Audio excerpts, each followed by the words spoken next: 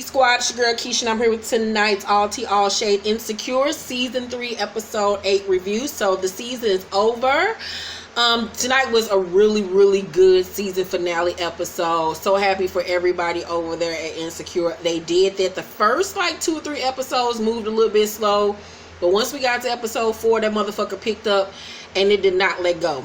So start tonight's episode with Issa trying to get vendors for the block party, but nobody will help her. She tells Molly she ain't doing it no more, and then Nathan is Sandra Bullock. I gotta use that joke.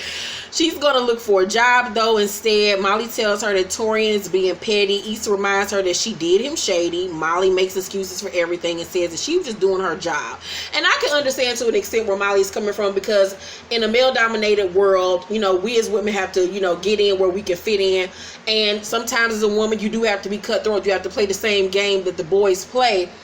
But at the same token, you have to be mindful that when you play those games, you will alienate people and you will be ostracized for it. So you have to be, ready to deal with the backlash of that type of mentality and gameplay. So Issa suggests she have dinner with him to explain her side of the stories, and that she was just doing, what she felt that she needed to do for her career. Molly agrees to do so. So we learn that Issa's birthday is coming up and Molly has a surprise to plan for her. Lawrence meets with his dad, who was Dresser from 5 Heartbeats, and I just referenced 5 Heartbeats in my Married to Medicine episode. Look how God work. I hadn't even watched the episode yet of Insecure. So Lawrence tells him that he and Issa are done for good, and Lawrence wants to meet, a woman who doesn't have baggage. And his daddy what, nigga? Me and your mama had matching luggage when we met. We had to put in work. You can make your happy ending. The shit just don't happen. And that's what a lot of people nowadays just feel like shit just supposed to be easy. You don't have to work for nothing. Relationships are work. Marriage is work. So if you think you just about to marry somebody for the wedding and for the cake and the dress, and y'all just gonna live happily ever after, then you got fucked up. Because when you are with a person, whether you're married or just in a relationship, that shit takes commitment, work, patience, compromise, Jesus, whoever you pray for, pray to, goddamn it. The shit is strenuous, and it's a lot of fucking work dealing with somebody and they shit every day, as well as dealing with their own shit. And a lot of people nowadays just go into a relationship thinking the shit just gonna be cute, and ain't shit cute about it. That's why relationships don't last, because once shit, goes south, or once something bad happens, motherfuckers just jump ship nowadays. So Molly goes looking for Torian at her job, and learned that he's meeting with the partners and they want to see her in the conference room. So she learns that they got Metro as a client and want Molly as a co-lead on the case. Torian ain't really feeling working with homegirl, but goes along with it.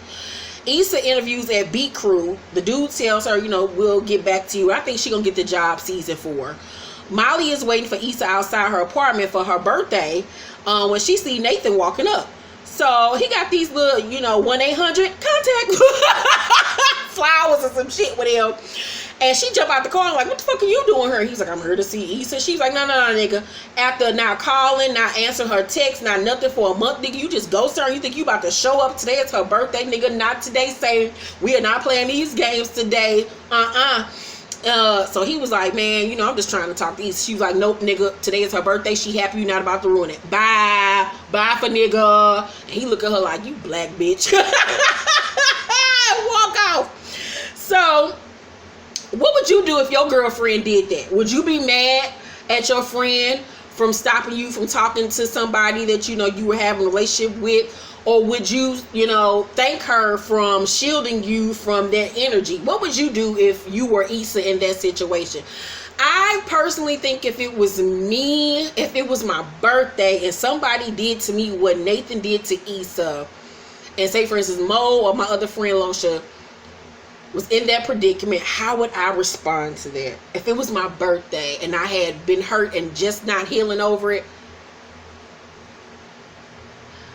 I wouldn't have personally been upset, because when I'm hurt, nigga, and it take me a minute to get over that shit. And if I was in Issa's predicament where I had just got over it and was just able to, function right, I wouldn't have been mad at my friends for shielding me from that type of energy or anger or pain, because who knows what that nigga could have pulled. He could have did some other fuck shit and fucked up your whole birthday and your whole groove and your whole mood. I would have rather dealt with it after the fact. So I wouldn't necessarily been mad.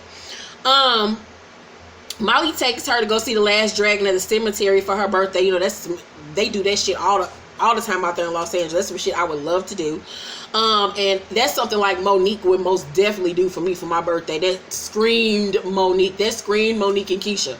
So as they're talking, Lauren spots them in the line and says hi. You know, they have a little moment, and when he walk off, she kind of looking back at him like, I still tap that, I still fuck it, I still suck it. So they meet Kelly inside, and she got her hair just like showing up, got on the track pants and everything. Tiffany, we found out, made her the godmother to her baby, and Tiffany, Kelly say, you know, if I wanted a kid, I would have kept the last one. Kelly have all the best jokes. Her jokes this episode was everything. So Molly tells him that Asian Bay is dead to her because he was doing too much, aka telling her dumb ass the truth. You know, she don't want to hear the truth. She don't never want to be read for filth. So Lawrence meets up with his boys. I don't know what his friend name is. I just call him Light Skin. He tell Lawrence that him and Leah are back together. Lawrence is shocked that she took him back. Light Skin say, you know, I wasn't about to start this couple shit all over. Like, what the fuck I look like? And seeing his boy work his shit out make Lawrence rethink shit in his situation with Issa and his past and everything. That's what the writers was trying to convey with him just staring off into space. Like, damn, like he didn't give up on his shit. What if I wouldn't have just gave up on Issa? What if I would have worked things out? So then Molly is in line and sees Jared. And then it also plays back into what his daddy said about how motherfuckers just give up quickly. And now he's realized, damn, maybe I did give up too quickly on Issa. So Molly is in line and sees Jared. They catch up and she's feeling him, but his date walks up and she was reminded that, oh, I think this nigga like dick too. I can't remember, did he say in his season that he was bisexual? Wasn't he the bisexual dude? I think so. Yeah, he was a bisexual dude, right? Somebody tell me down below, and one person can tell me. 50 million y'all ain't got to tell me. I love you, but I seen it the first time. 90,000 of y'all ain't got to tell me the same thing. Love you, boo-boos. I love you. Y'all my heart. Yeah. So, did I just suck a dick? What the fuck? Okay. So, she immediately jets and runs right into Lawrence. Then she run over to Issa and tell them that, you know, she was right about Jared and he liked dick. Lawrence comes over and gives Issa some Raisinets to sit down and talk to her, and he asks her about the block party. She telling him, you know, it's on hold, you know, it just got to be too hard. And you can tell he had like a disappointed look on his face because he felt like, damn, for once she was going after what she wanted, and then once again he's reminded about his father's words that motherfuckers just give up on shit too easy. As soon as shit is too complicated or hard, motherfuckers want to give up, whether it's relationships, their goals, their dreams, you know, their career, you know, parenthood, friendship. Motherfuckers just give up hella quickly and hella easy when shit just don't go as they motherfucking plan.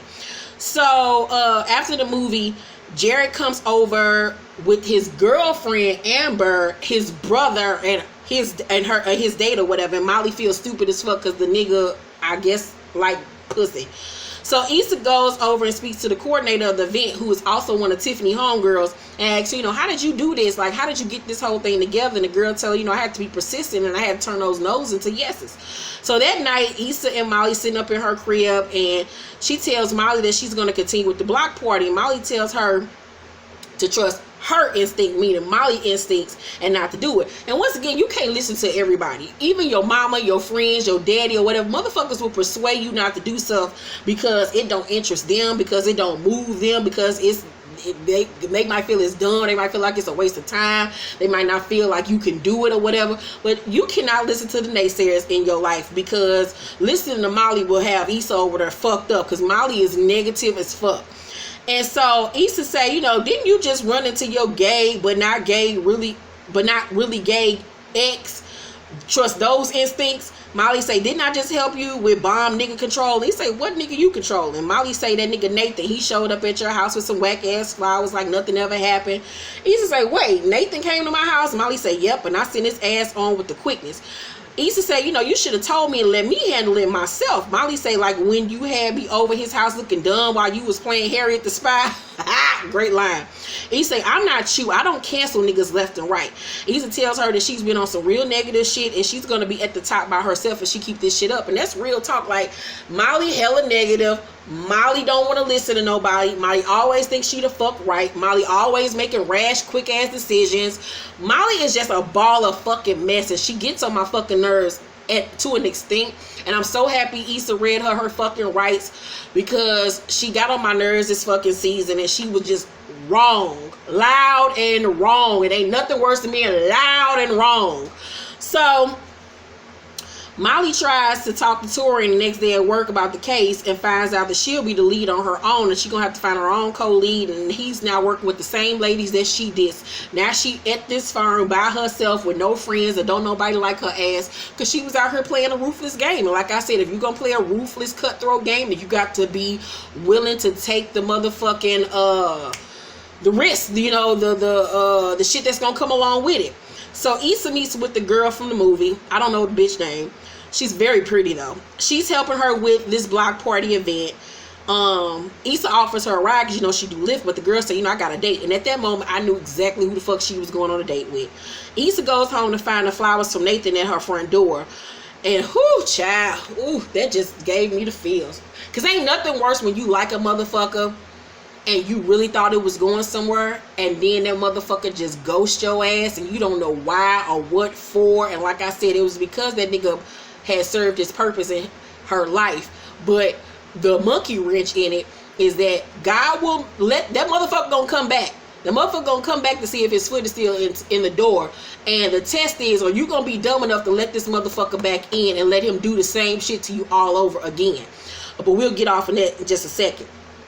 So Molly calls Korean Bay, and he playing the game with his hair all out, and I just want to run my fingers through his hair because he can get it. He ain't really beat for her conversation, honey. Molly say, you know, I've come to realize I don't always see the best in people, and that my last relationship messed me up more than I realized, and I'm sorry for it. And he sits there for a minute, and you know, he ponders her words, and he decides to forgive her because he sees that she is broken as fuck, and maybe he could be the man that help her on this journey of healing, because that bitch need all the blessed oil.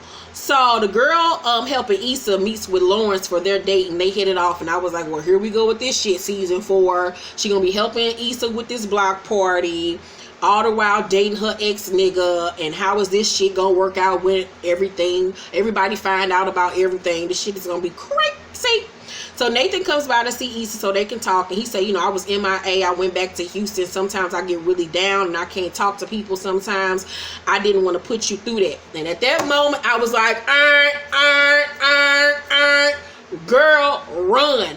I done dated that nigga before. I done dated a nigga like Nathan, that old depressed shit. You feel like you gotta be there for that nigga. You can help him, and then his energy rub off on you. Now you all sad and depressed when this nigga sad and depressed, and then he want to get in his mood swings, and he don't want to talk, and he got an attitude, and it's just too much. It's just a depressing ass spiral. Run, bitch, run. And like I said, going back to what I was saying, God will bring a motherfucker back into your life to see if you're going to be stupid enough to fail the goddamn test all over again. Don't be no fool when these niggas pop up back in your life. But the reason they popping up back in your life ain't because they want you or because they in love with you or because you the one that got away. No, it's because God want to see if you going to be the goddamn fool again. Don't fail your test, ladies and gents. And Issa did not fail her test. She sent that nigga on his motherfucking merry ass way. Because like she said, you ghosted me because you were in a bad motherfucking mood. You got me fucked up, nigga. And if you was going through something, wasn't nothing wrong with you enough just to pick up the phone and say, hey, I'm going through something right now. I can't, you know, have you in my space in my life right now. Let me deal with this. And once I get myself together, I'm going to holler at you if you're still available. That's the adult thing to do. So all that bullshit was bullshit. Nathan a cutie. The chemistry and everything was great. The sex might have been great. But he is not the one for Issa. He got too much shit with him. No ma'am, no God, no sir. So, as she's standing there talking to him, and he trying to, you know, ask us forgiveness, you know, he say, I hope we can talk later because I'm back here now for good. And she just look at him like, okay, and then they started playing her song, Feel Away. And I was like, no, ma'am, because I done had her Feel Away song playing all day long. Nigga, that's my shit. If you have not heard her H.E.R. song, Feel Away, off her new project, man, that's my shit. And it was perfect for the setting and for the scene.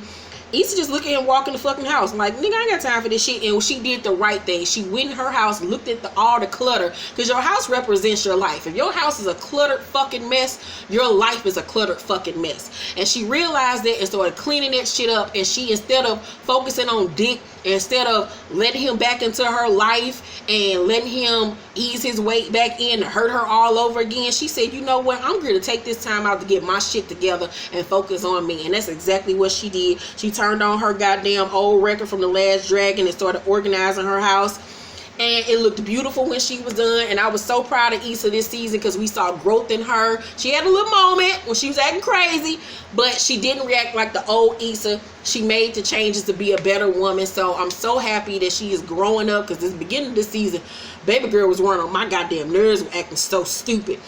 Shout out to Regina King. She directed tonight's episode. It was lit. It was gorgeous. It was beautiful.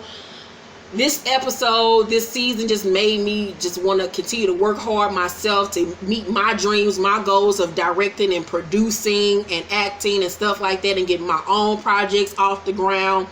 Never give up on yourself, even when things get hard, because I have been knocked down so many times, y'all, and had so many false starts and false leads and false expectations and false promises and shit. And there were moments where I wanted to give up. I have cried. You know, I've gotten frustrated. I've gotten mad.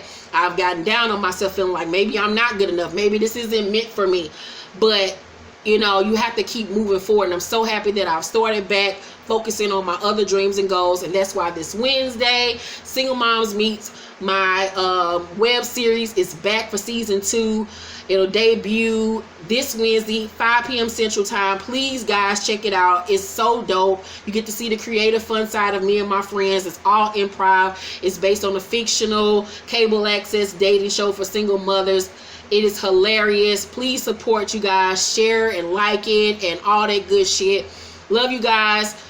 To the moon and back. Reach for the stars. Don't give up on yourself. Don't let your environment, your circumstances, or any of that shit, your class, your weight, your financial, whatever, stop you from reaching your goals. And I can do it. You can do it. Don't let shit stop you. Love you guys. Bye.